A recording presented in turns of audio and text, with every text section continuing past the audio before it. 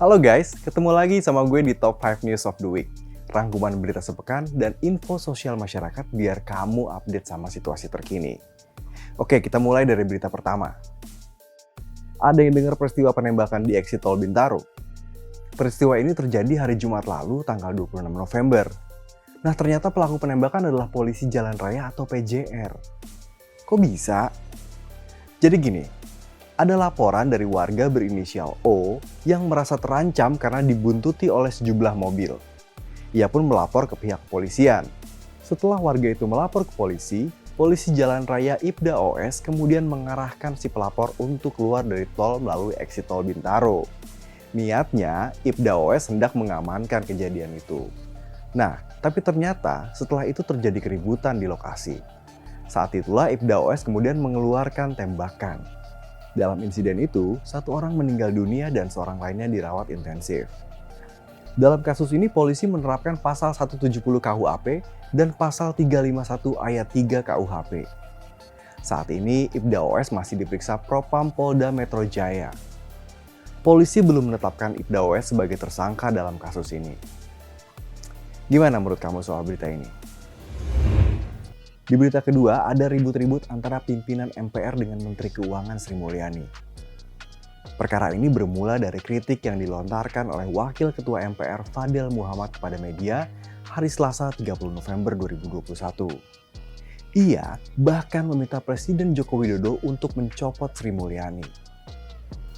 Pak Fadel mempersoalkan pemotongan anggaran MPR. Karena dengan naiknya jumlah pimpinan MPR dari 5 menjadi 10 orang, ia merasa anggaran sudah seharusnya naik juga. Di samping soal anggaran, Pak Fadel juga menyebut Menteri Keuangan Sri Mulyani sering absen rapat dengan MPR, setidaknya 2 kali.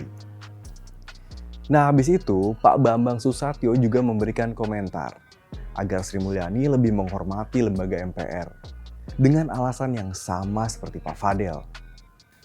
Nah, setelah banjir kritik dari pimpinan MPR, Sri Mulyani menjawab melalui akun Instagramnya. Ia menjelaskan penyebab ketidakhadirannya dalam undangan rapat dengan pimpinan MPR tersebut.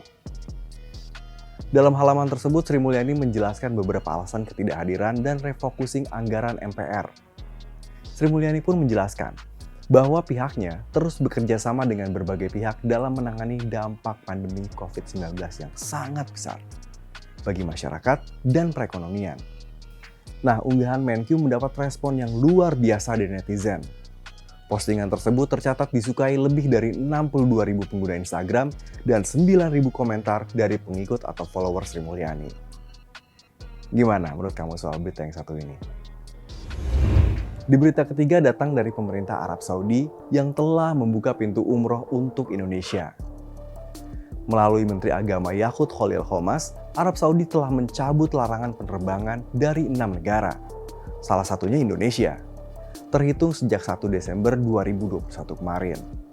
Menteri Agama menyebut dengan adanya kebijakan baru, penumpang dari Indonesia bisa langsung memasuki Arab Saudi tanpa harus transit di negara ketiga untuk menjalani karantina. Berarti, dengan dicabutnya larangan, Indonesia bisa kirim jamaah umroh ke Arab Saudi. Tapi gimana dengan karantina dan prokes? Apalagi dengan adanya varian baru COVID-19. Menteri Luar Negeri Retno Marsudi mengatakan bahwa ada karantina 5 hari bagi jamaah yang tidak memenuhi standar kesehatan. Nah, di dalam nota diplomatik Kemenlu disebutkan bahwa Indonesia dan Arab Saudi sedang berada dalam tahap akhir mengenal pertukaran link teknis yang akan digunakan untuk menjelaskan informasi seputar vaksinasi COVID-19 bagi para pengunjung negara Arab Saudi. Gimana menurut kamu soal kesempatan umroh ini? Oke, sekarang kita ke berita keempat. Hari Kamis kemarin tanggal 2 Desember, Gedung Cyber 1 di Jakarta Selatan mengalami kebakaran. Kebakaran tersebut terjadi pada pukul 12.34 waktu Indonesia Barat. Sebanyak 22 unit mobil pemadam kebakaran dikerahkan untuk memadamkan si jago merah. Sangat disayangkan, 2 orang teknisi dinyatakan tewas dalam kejadian itu. Mungkin sebagian dari kita belum tahu bahwa gedung cyber itu tempat server atau data center sejumlah perusahaan teknologi yang ada di Indonesia. Jadi, pas kebakaran, banyak aplikasi yang mengalami gangguan. Ini list aplikasi yang mengalami gangguan. Nah, mungkin salah satu dari kalian ada yang sulit mengakses aplikasi atau web ini ketika kebakaran terjadi.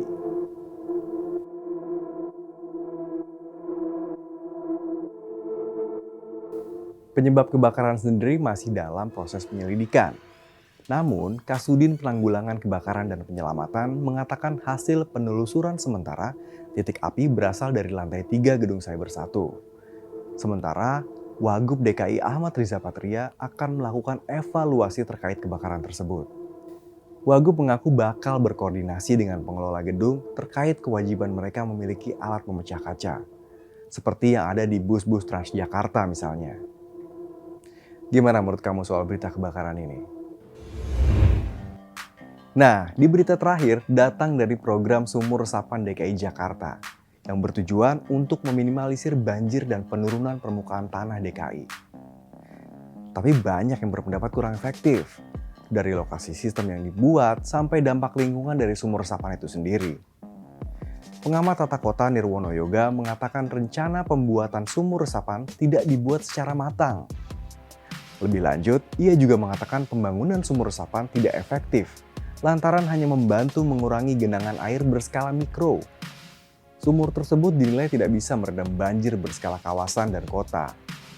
Wakil Gubernur DKI Jakarta Ahmad Riza Patria pernah mengungkapkan kebutuhan ibu kota atas keberadaan sumur resapan mencapai 1,8 juta titik. Anggaran paling besar untuk program sumur resapan digelontorkan pada tahun 2021 ini dengan nominal 411 miliar. Menurut kamu efektif atau enggak sumur resapan ini? Jangan lupa komen, like, dan subscribe video ini. Gua akhiri sampai di sini. Sampai ketemu minggu depan.